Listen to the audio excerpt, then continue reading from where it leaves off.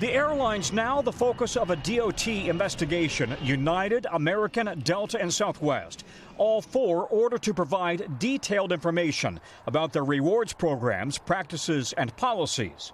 In a letter to airline CEOs, Transportation Secretary Pete Buttigieg writes the goal is to ensure that customer rewards are protected from any practices that would diminish their value, benefit, or availability. Many consumers cultivate point or miles balances just like saving accounts. But unlike the dollars in our savings accounts, the value of points and miles is completely up to the companies that issue them. Customers earn rewards by flying or using a co-branded credit card. But many airlines reserve the right to change the terms and value of accrued points. With Americans relying on reward points for family vacations, the probe is focused on airlines that devalue earned reward points, the true hidden value of rewards, extra fees to maintain or redeem rewards, and whether programs reduce competition and choice.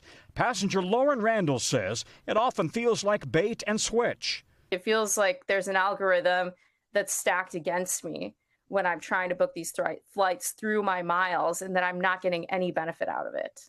The airline industry says millions of Americans use loyalty programs, and airlines are transparent about the programs. But the details can be buried in the fine print and vary from airline to airline.